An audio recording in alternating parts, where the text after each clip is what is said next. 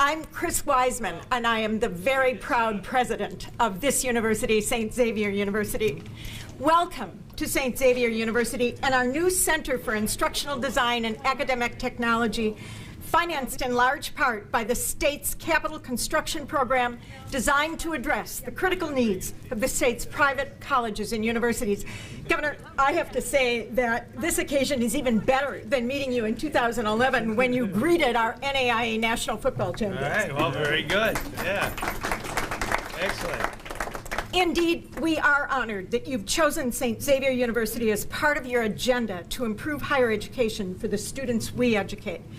For 169 years, this Catholic institution, founded by the Sisters of Mercy, has been bringing education to populations that historically have been underserved. Though it began with women and girls in 1846, it adheres to that critical legacy today by serving a population of students that looks very much like the demographic of 21st century America. Our undergraduate population of nearly 3,000 students is 15% African American and 28% Hispanic. Another 2% are people whose ethnicity and race defy any single descriptor or category. What's more, over 90% of these students are from the state of Illinois and 33% of those from the city of Chicago.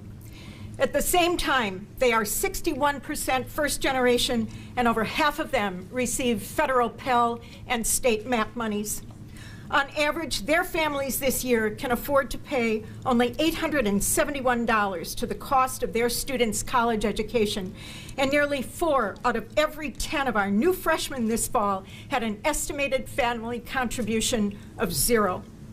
To walk the halls of this institution with me, Governor, is to understand that we don't Photoshop diversity or seek out a pedagogy for teaching intercultural competence.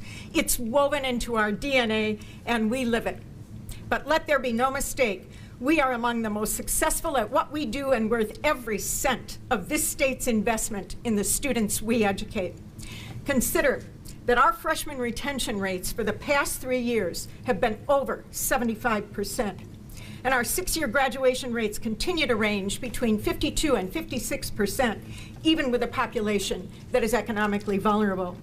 I know this campus very well. It's a lot different than when I was literally picking weeds on that corner over there. As was mentioned, my aunt, Sister Mary Loretta Quinn, was a Sister of Mercy, and I worked here in the summer of 1964, before you guys were born.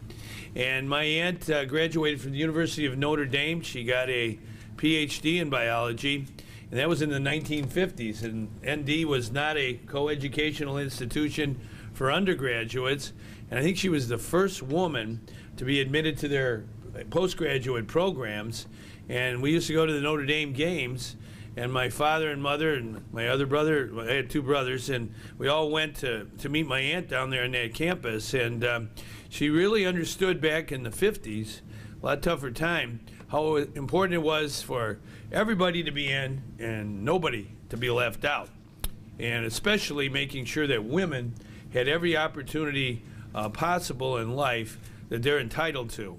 And this institution, St. Xavier's, at one time was only for women, and it did such a great job at training women teachers and doctors and lawyers and people who made a difference in our whole state of Illinois. And I was so happy when it became a coeducational institution, and it's bigger and better than ever. Just driving around the campus, it takes my breath away. I know what certain buildings were or were not when they 50 years ago, and just see the growth over 50 years in St. Xavier's, and to know that this is the oldest Catholic university in Chicago. 1846 it started. My aunt had a greenhouse. I think it was on the 2nd or 3rd floor, and on Christmas time, Easter, and holidays, we'd come to visit her. And I also played in the basketball court there. It's a little different now, and it was always good to come here. But the most important thing about St. Xavier's are the students, the diversity of the students. A friend of mine, Warner Sanders, I think he spoke at your graduation a couple years ago, and he said he's come to the United Nations. Everybody from all over, the diversity, and as mentioned by Christine, many folks don't have a whole lot of money, but they do have the ability to do college work. And so we in Illinois have to make sure that we have scholarships available for students to go to higher education and institutions like Saint Xavier's to get that degree. And I really believe in our MAP program. It's called Monetary Assistance Program. It's a scholarship program, 140,000 students, and I think there's 1,500 right here on this campus get a scholarship every year.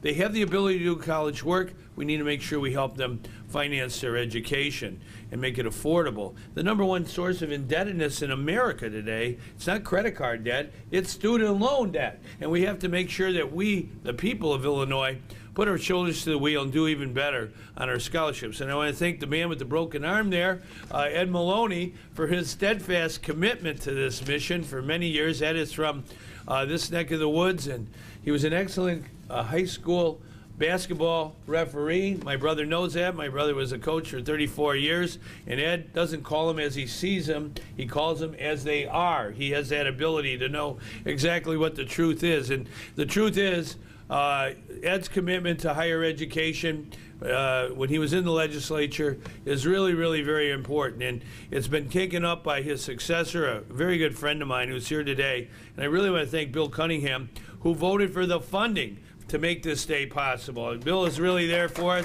Thank you very much. He works with Fran Hurley, our state representative from this area, and excellent Alderman Matt O'Shea. I think every time I see Matt, he says St. Xavier's and how can you help? And I think it's important to have a crew, an excellent team of legislators, Bill Cunningham, Fran Hurley, Matt O'Shea, who understand what this institution means. I knew it when it first started, frankly, way back in the 50s when this campus began and started to grow.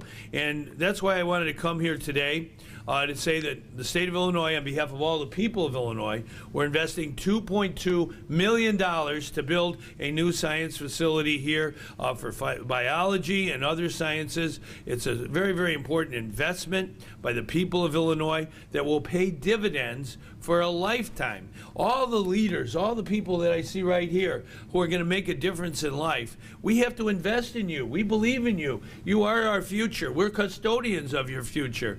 And I happen to be 65 years old, and I have to live to 102 to pay off my kids' college loans.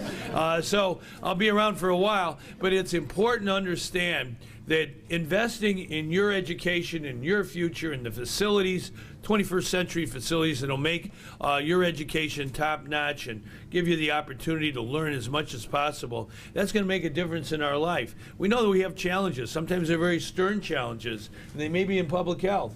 And we've got to make sure that we are ready for anything. We can handle anything. And I do want to say in closing from my remarks, now my mother, she was with us. She was my sister, my aunt's best friend. She actually introduced my father. My father was introduced to my mother by Sister Mary Loretta Quinn many years ago. My mom and dad were married for 65 years. My dad passed away 6 years ago, but my mother's still living. And today is her birthday, okay? And she is 97 years old, okay? Now, how about that? Pretty good deal. And she's a believer in the Sisters of Mercy, I guarantee you that. But when my mother was born, and I want everybody to understand how our country can build and grow and make itself better, my mother, in 1917, her gender couldn't vote. There was, in America, believe it or not, women couldn't vote. In 1917, it was not until 1920 that we passed a constitutional amendment reforming that, making it better. And look at all the things that have happened since then in my mother's lifetime, almost 100 years. All the things we've made our country better, our state better, and we have a lot more work to do. You know, we're not perfect. We understand we're trying to perfect our union and make it better. So that's why I definitely wanted to come here today. I really feel this is a special place for our family and for Illinois, the family of Illinois.